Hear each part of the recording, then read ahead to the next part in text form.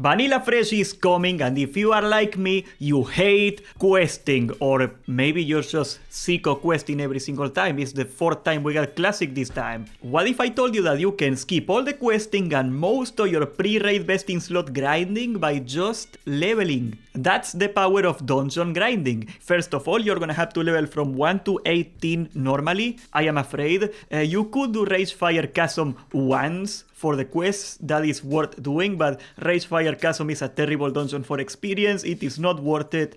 Just go to 18 normally, quest for it. The only reason I would consider doing Ragefire Chasm over and over is because the world is so full of people that you cannot do anything else, which is possible, is definitely possible. For the Horde, I would say that the true grinding begins at level 18 in the Wailing Caverns. Here are all the quests that you should grab. There is one in Ratchet. You probably want to skip it because the mob for that quest is outside the Wailing Caverns and it's gonna be camped 24/7. There is one quest in Thunderbluff you really wanna get. That's in the cave where you get the portal to Thunderbluff, that place. There is also in the Barrens, there's one quest line that you start in the Crossroads. It takes you to Tuga, Roan Totem, something like that. It's a Torrent Lady. That's another quest. It's a short chain that finishes there and it's a lot of experience, so you really wanna do that one. And of course, on top of the mountain itself, on top of the cave, there is a lot of good items from these quests. You can get, for example, a 10 slot bag, which is gonna definitely be really useful at launch, and then you just go there and do it. Wailing Caverns should comfortably take you to level 24. You can even do 26 if you want, and it's not too terrible,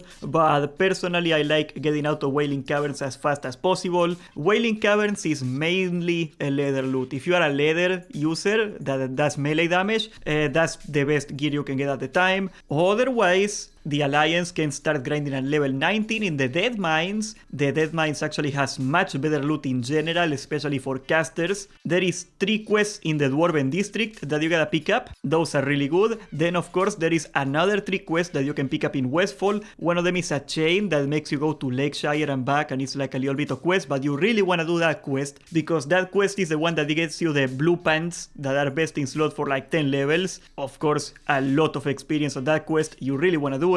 And on top of that, killing Van Cleef is gonna give you a follow-up to do the Stockades, so you gotta do Dead Mines at least once. Dead Mines should take you very well into level 26. However, if you are the Horde, level 24 is gonna be like a big spike in your leveling because you're gonna do Shadowfang Keep. Shadowfang Keep is one of the best dungeons to level at. It is next to Silver Pine Forest, very close to a city. It is a little tricky to clear if you do not have a spell cleaving build, a composition. I am gonna talk about the compositions for clearing dungeons in a minute. There is only 3 notable quests in Shadowfang Keep. One of them is in Undercity, and 2 are on Silver Pine itself, which doesn't sound like a lot, but do not be fooled because SFK has both very good caster loot, some decent weapons, especially there is a pretty good axe, 2-handed axe that you can get, and the experience is really high because the mob density is very high. You can do Shadowfang Keep as Alliance, by the way. It is just a pain in the butt to get to it, but you can do it if you really want to. For the most part, if you are Alliance, you're gonna be doing the Stockades. You can do Stockades as early as level 22. Stockades is just a long hallway, it is full of mobs, they are all melee, they are very easy to kill, you can even spell cleave it, just AoE them down. Very efficient for experience, very crap for pretty much anything else. You can pick up a couple quests from Stormwind to do it, they are right next to the entrance. You can also, if you did Dead Mines, you're gonna get a follow-up, so that's another thing. There is pretty much no notable loot. There is, if I recall correctly, one good fist weapon and perhaps a ring with intellect on it, and that's pretty much it. It's pretty crap. The experience is good though. The experience is good. There is a lot of cloth. That's also another thing. If you want to farm wool cloth for your tailoring or whatever, that's one of the best dungeons to do it. You can do either the Stockades or SFK until level 28. Now level 28 to 30 is quite a dead zone in this route, and that's gonna be like the first stagnation you're gonna see. Personally, I recommend you quest from 28 to 30, but you don't have to. You can do Black Fathom Dips. You should do Black Fathom Dips maybe once, so you can get that cool wand for the quest. Almost any dungeon is worth doing once for the quest, if that. You can also try Nomeregan, level 29, something like that. Nomeregan is not worth doing outside from one time, once again. The mobs are a pain in the butt, the layout is not very good, it is really slow to do, and the loot is okay.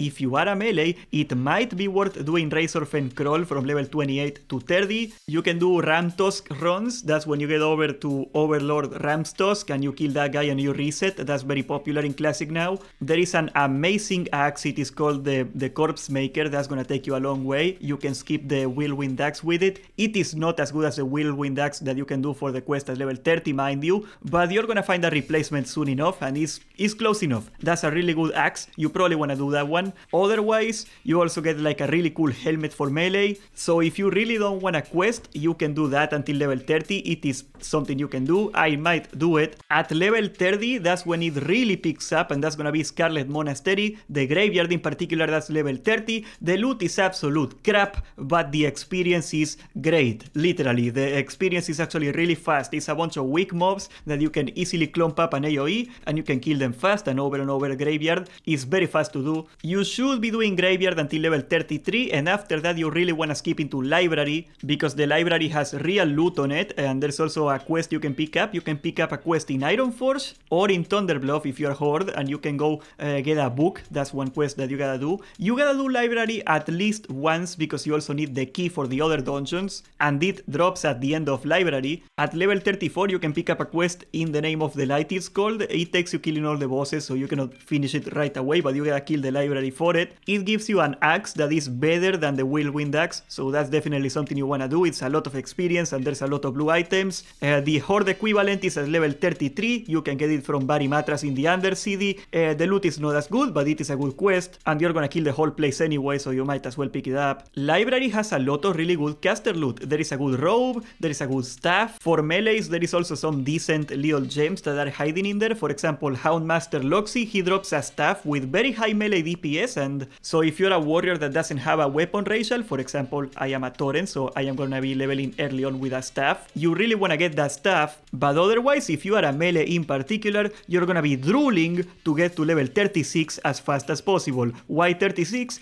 Because level 36 is the level of Scarlet Monastery Armory, and as you guys know, my boy Herod has the best loot in the freaking game. Okay, let's talk about Armory. Armory is also a straight hallway. Almost all the mobs are melee, so that means they are very easy to grind. The mobs are stronger than the other mobs, and there's less of them, so that makes it so melee cleaving is more efficient at it too, so that's a bonus, because almost all the notable loot is for melees. Let's talk about all the drip you can get from my boy Herod, okay? You can get a helmet with 1% crit, it's male, it's gonna be best in slot I think for like 10 levels, so even if you're a shaman or a hunter, you should get it. You can hit level 40 and you can equip it. There is also the coolest freaking shoulders in the game, Herod's shoulder, and of course the Ravager. What is the Ravager? The Ravager is an axe that when you hit you have a proc to do an AoE cast, so that's the best weapon in the game for AoE grinding. It is gonna last you well into level 55 or so, unless you get like Bone Biter, the quest weapon, or Whirlwind Axe, something like that. I am gonna go straight for Ravager and I'm gonna skip everything else. Also, the trash mobs drop the Scarlet gear, the Scarlet set. There's an entire male set that has decent stats. So yes, I usually grind Scarlet Monastery Armory all the way into like level 42, because I want to make sure I get every single item from that place. Every single item for melees in there is gonna last you a long time. If you are a caster, however, at level 40 you can start going for Cathedral. That's the last of the dungeons in Monastery. Cathedral has the best experience per hour for a spell cleaving group. It is also decent for melee cleaving, of course, but a spell cleave is insane here because you can pretty much pull the entire place and do it. It is very tricky, it is very easy to go wrong, so you need like a group of competent people that are on Discord usually, but you can do it. That's the best example I could get of the actual pulls back in the day. They nerfed the IO Killrog. There used to be a bunch of guides on how to do it, but they are outdated because the IO Killrog cannot pull mobs anymore.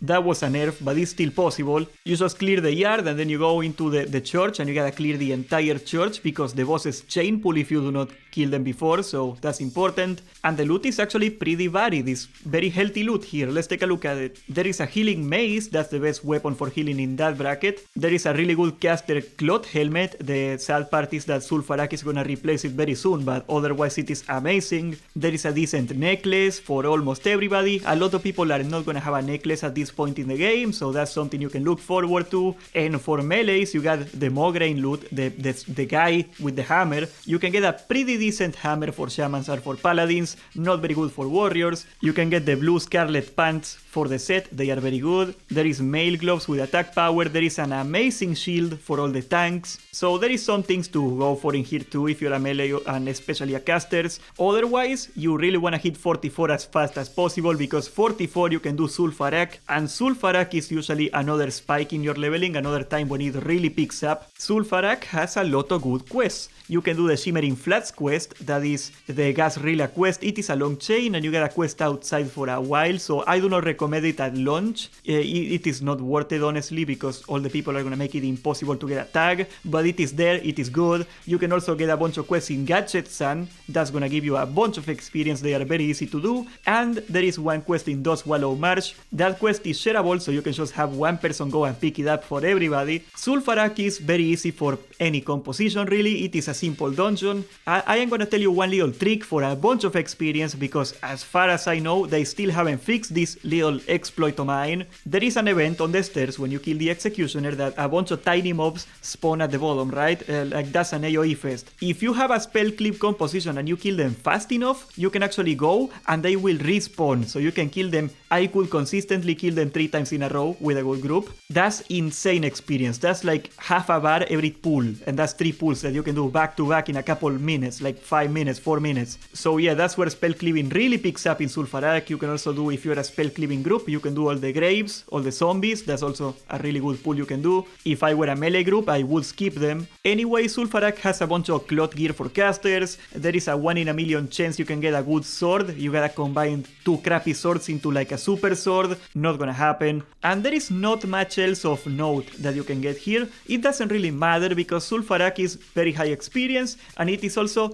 deceptively high gold per hour. I recommend you go and invest in some bags before you do Sulfarak because there is a lot of grey items that you can vendor, and if you cannot afford your mount yet, you can come here and just grind for gold. It is very good. Sulfarak is gonna last you well into level 52 if you want the XP, but I recommend at level 50 to stop and go to Marodon. Marodon is an amazing dungeon for many reasons. Of course, there is quests. There is 2 sides of Marodon, the purple side and the orange side, and you should do at least one of each. You gotta do the quest for the scepter, of course. That's the quest to do princess runs later on. You can find the quest giver for that in the entrance of Marodon somewhere in the cave. It's a deer lady. Every melee has to do princess runs eventually, and so do casters. There is a 1% melee hit ring that is the best in the game for pretty much forever. And there is also a chance to get a really good caster dagger and a tiny chance to get the best freaking epic dagger in the game for casters. It is basically infinite mana. Everybody wants that dagger. So the princess runs are gonna take a long time. You should do them now.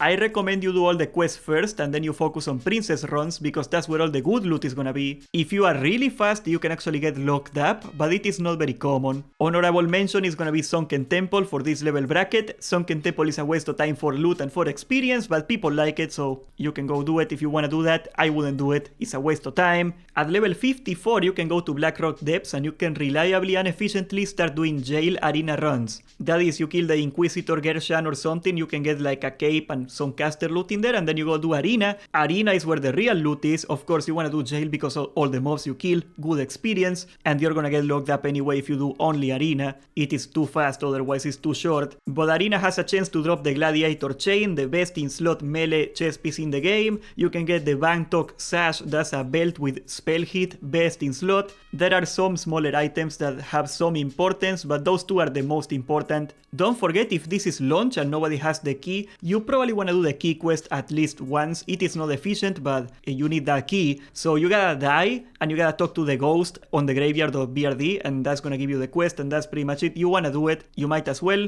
At level 57 or so, probably 58 if I am honest, you can start doing Emperor runs or Lava runs. That's where you skip straight to the last boss, that's the 7 dwarves and the Emperor. That's where all the good loot is. Let's see, I made a little list of all the items you can get here, so everybody's gonna be doing this one. You gotta get Iron Foe, that's the Wind Fury Mace, best weapon for a lot of classes. The Hand of Justice, that trinket is gonna take you all the way to BWL, amazing trinket. The best in slot healer staff is there, there is some good ropes for casters, and there is also my favorite axe in the game, believe it or not, yeah, the Dredge Force Retaliator. It is not even that good, I just like it, I am weird. And BRD is also part of the Onyxia quest if you are Alliance, so you should get on that at level 58, start doing the attunement, and you're gonna be here anyway. That's a good way of saving time. Personally, at level 56, I prefer going to Blackrock Spire, the lower Blackrock Spire, because as you guys know, you gotta farm for that key, you gotta get 3 fragments, it is super annoying to do. That is when you are in a really good advantage if you have a guild,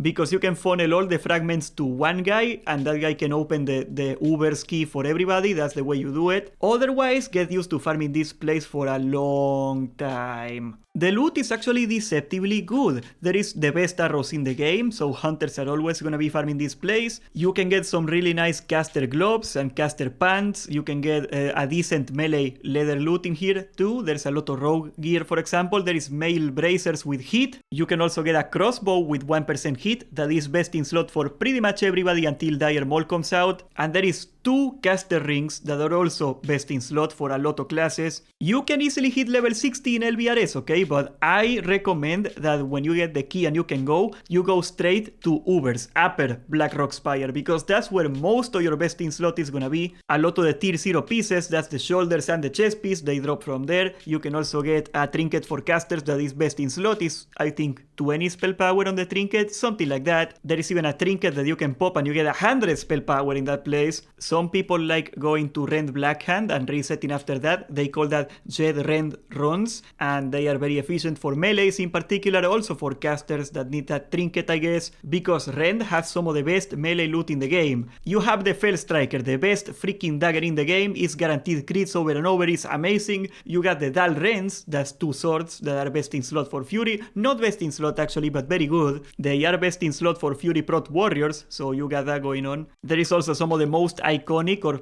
maybe not iconic is the word, but you're gonna see them everywhere. The Valor Shoulders, that's the Warrior tier 0. You're gonna see the eye patch with crit on it for melees. You're gonna see, some bracers that got hit and crit on them, very good. But of course, you gotta do full runs to access to all the other good loot. There is a lot of loot on Drakisat, that's the last boss. There is a ring with melee crit. There is a plate belt with hit on it. There is the tier 0 chest piece for every class, so everybody's gonna want it. That trinket I told you about, 100 spell power, very strong. And of course, the Draconian Deflector. This shield is gonna be everywhere. You're gonna go to Ironforge or Orgrimmar and you're gonna see it on everybody, because that's the best shield in the game, all the way into BWL. So if you are a tank, you gotta do Ubers. Ubers is my favorite dungeon in all of vanilla. Yes, I play Warrior. How could you tell?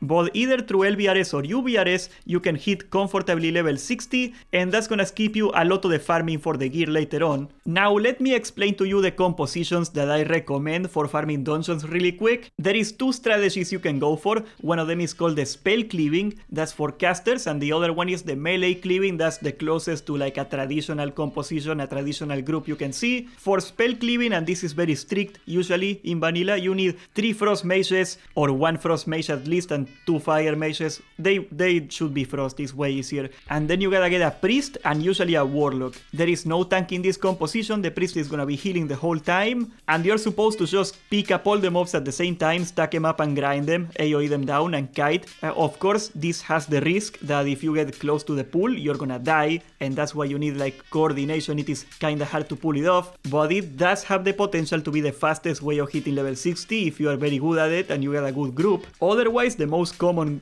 composition you're gonna see is Melee Cleaving. You wanna take at least 1 Shaman if you are Horde, of course, for the Wind Fury. Then you wanna take a Warrior, at least 1 Warrior with a 2-hander, that's gonna be tanking and DPSing the whole time, basically on the 2-hander. And then you wanna get 3 DPSers randomly of any kind. They can be anything. Ideally, Warriors are the best, but you can get like a Shaman is good, a Rogue is good, Hunters are also kinda useful. You can even get like a Paladin with Consecrate. They are pretty decent and they got buffs, so you can get an efficient group very easily with the Melee Cleaving composition. Just make sure that you got somebody that doesn't need mana constantly. That's why I recommend, for example, Warlocks. Warlocks are very good for that. You don't want to take a Mage, okay? A Mage is only gonna slow you down. By the way, we're gonna be starting a guild for the community, for the chat. We have been doing community raids all year and it's awesome, and we're gonna keep doing it. We're gonna be on the US server, PvP Horde. We are not doing hardcore, screw hardcore, we're gonna be Horde though. Dwarf Lord is gonna be raid leading the whole time, so you know we're in good hands. So I am gonna be dropping the guild Discord on the pinned comments. You can even vote for what day you wanna raid. We're still deciding on the time slot and stuff. And subscribe, join the Discord, and thank you for watching.